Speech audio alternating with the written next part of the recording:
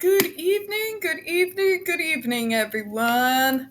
Welcome to another episode of Spilling Tea. I'm your host, Tiffany Daniels. We're going to that horrible world known as the JRC, but before we do, the usual disclaimers. So I just got done kicking my own ass. Workout clothes. And Missouri can't figure out, are we leaning towards fall? Are we going to go blazing hot out of nowhere for no adequately explained reason? So, doing stairs and damn near 100-degree feeling heat is fun. The things I do so that I no longer look like a beanpole stick figure.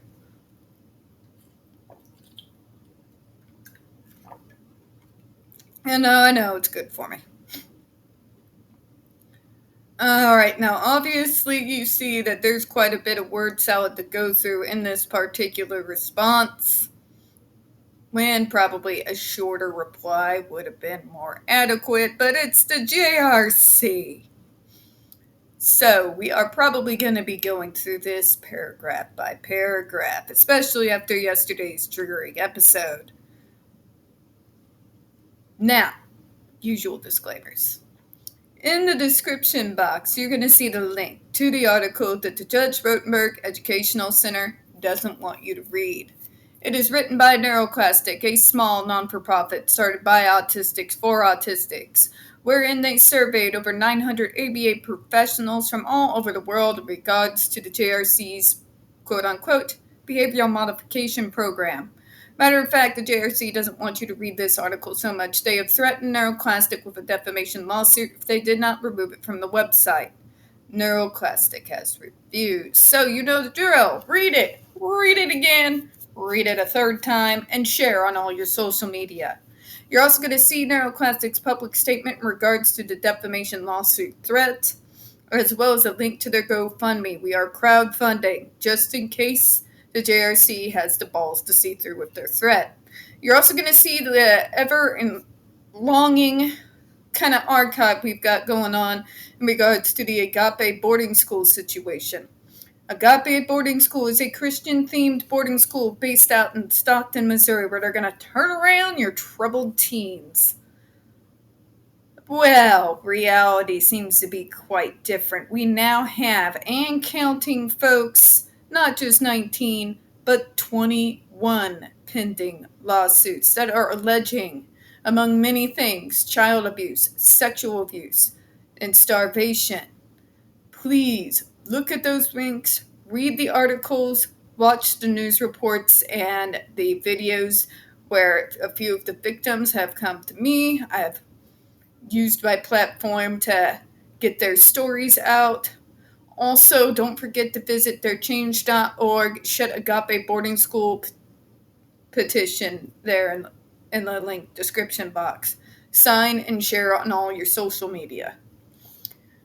We also have all the links pertinent to the Stop the Shocks campaign, including Hoya's massive archive on the subject, the templates, and the ever-present self-explanatory change.org Shut the Judge Rotenberg Center Down petition.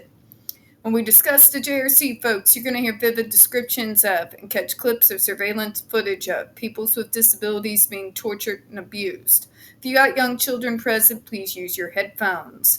Also, we do use profanity and curse quite a bit on this channel. There is a reason why it is indicated that this channel is for people who are 18 and older. If you are a parent and your kid is watching and they are 16, supervise, all right? Also, it's 2:19 in the afternoon. I'm freaking slush right now. I'm sweating. I'm going to, bathe myself in cold water and ice cubes if I can find ice cubes after this. So if I stumble over my words, apologies in advance, all right? Okay, so let's see what the comment is and why the JRC felt like they needed to write a book as a reply. The June report states that JRC promotes a setting that discourages social interaction between staff and students and among students. This is false. Actually, it's also been backed up by witness testimony. DESI reports, over 30 years of receipts. JRC promotes and teaches students how to engage in appropriate social interactions. JRC does, however, have rules to maintain the student's safety. Oh, God. Anytime I see one of these assholes say appropriate, I know what's about to come out. It's going to be a bunch of garbage. What they mean by appropriate, folks, is something that is so formal and disconnected from the rest of the social world as to be completely unusable in any real world setting. They make their sentences speak in full sentences for everything when maybe a two-worded response would suffice. In fact, if you look at their writing style here, it seems that they have a complete disconnect with the rest of how the rest of the ordinary world actually communicates with one another. Has anybody else noticed that? Answering questions that were never asked. Going into things that were not even talked about. Yeah. JRC does, however, have rules to maintain in the student's safety. So tell me, how is a bunch of kids hanging out not safe? Any more than it's safe out there in the real world. Teenagers outside of this hellhole interact with each other, go to movies, and do shit all the time. What is so scary about allowing them to interact with people outside of this place? Well, then something just might slip out, right? When you have a place that is so concerned to control everything that comes out of the mouths of the students, the first thing you should be wondering is why? Why do they have to speak this way? Why are they having to omit things? Why is everything they do, social or otherwise, always so heavily monitored? Is it really about safety? Because if it was really about safety, why wouldn't they encourage groups to get together inside the school in their homemade theater to hang out without the staff breathing down their necks? Right? It's not exactly a reward, JRC, to have a pizza party if there's a staff there with a remote control to shock you at any time. We try to prevent any social interactions from occurring between staff and students other than those required by the staff member's role in carrying out educational, treatment, and supervision responsibilities. Basically, let me put it this way.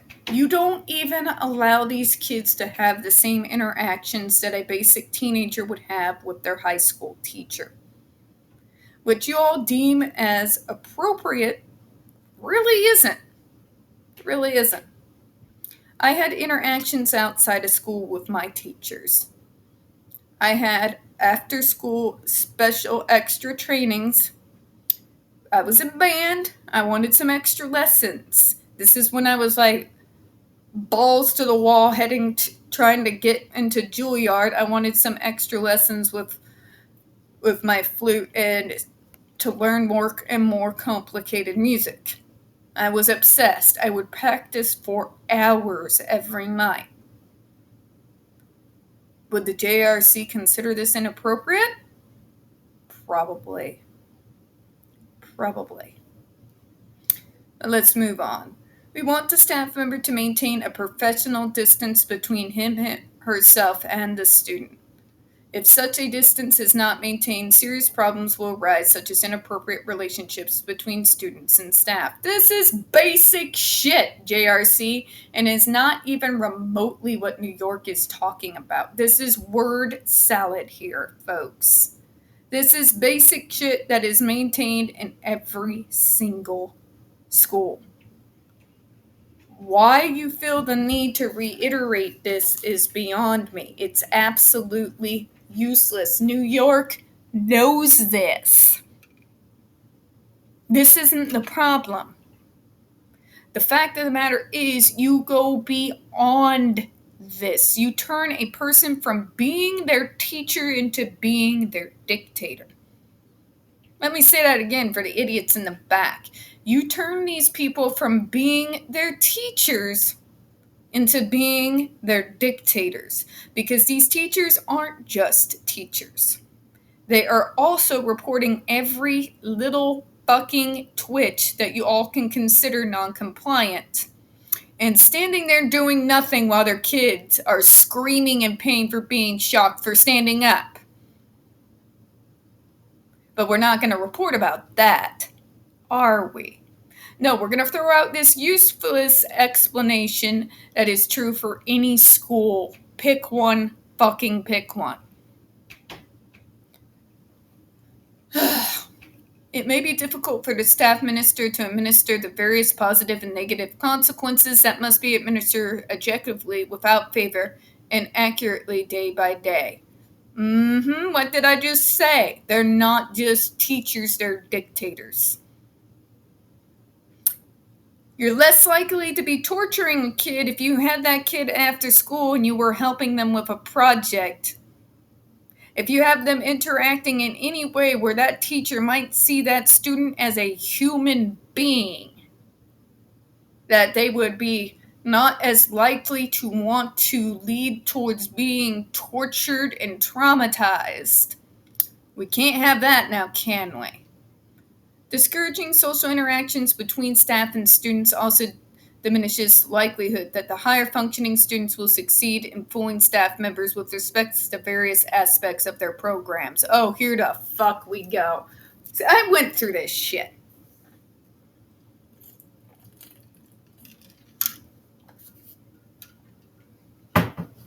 This gets my goat, because I've dealt with this.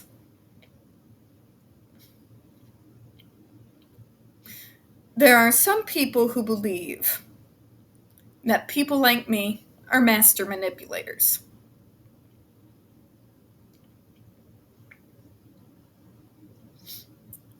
That we will do a whole bunch of shit to make ourselves seem like you in order to get away with things. They never tell you what those things are, by the way. They never seem to tell you what those things are that we're supposedly trying to manipulate and get away with. But apparently they're there. And we're putting on a horse and pony show for you. That's what they told me I was doing. I was putting on a horse and pony show.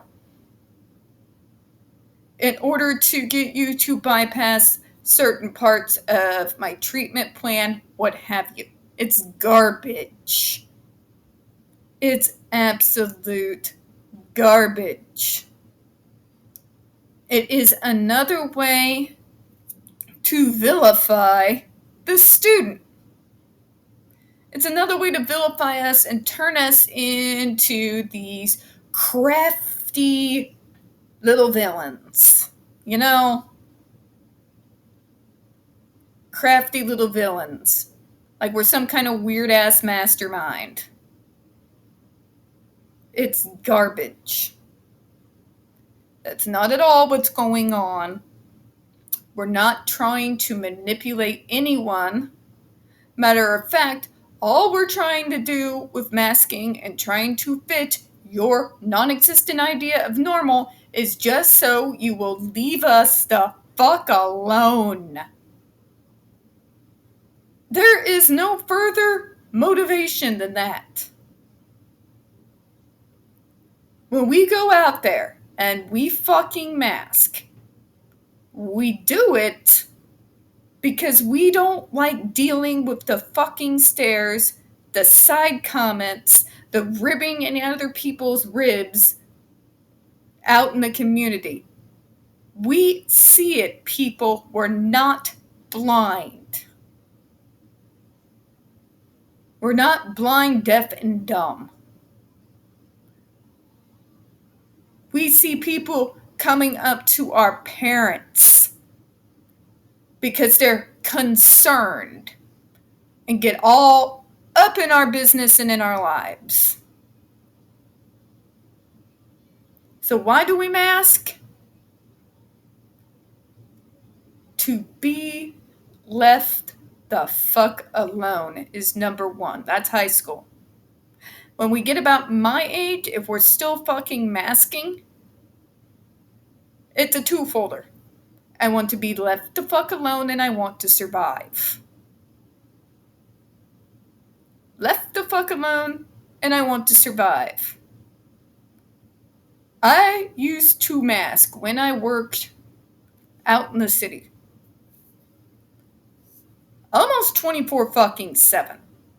Because high school never ends, especially when you're in the call center industry. In fact, it's about 1,000 times worse with even more people to deal with. So you will mask 24/7 to be left alone, to not be the subject of rumors, and to not be generally treated like shit by your higher ups or your lower downs.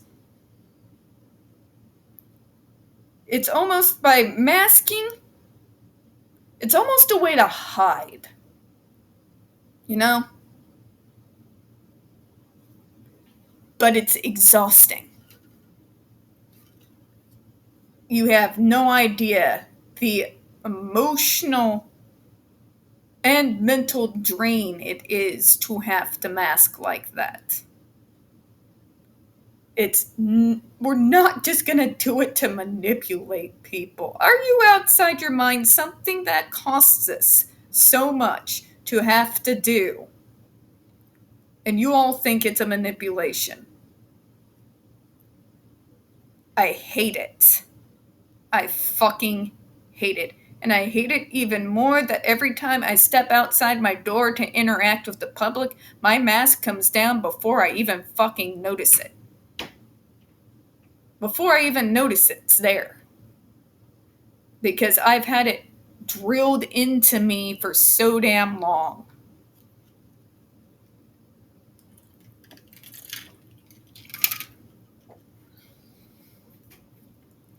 I grew up in small towns with busybodies. So it just became inherent. And then you have places like this reinforce it on one hand. But then, when you get too good, well then, you must be trying to get something. It's the weirdest fucking thing in medical treatment in regards to autism I've ever seen. You're either having behaviors because you're trying to manipulate and get something, or get a reward, or if you are doing things too well, then you're manipulating and trying to get something out of it and trying to skip aspects of your program. It's a catch-22 where none of us can fucking win before we even begin to play the game. I'm going to end on that one real quick, folks. We don't get very many views on this channel, especially on this subject. The few that we do tend to get removed from time to time. So please don't forget to hit that like button, hit subscribe, and don't forget to hit the comments. Now, I do want to speak on this favoritism thing real quick here. And I know I touched on it briefly. The JRC don't want their teachers to see their students as human beings. If they see their students as human beings, they might be a hell of a lot less likely to sign them up to be tortured right in front of their own eyes.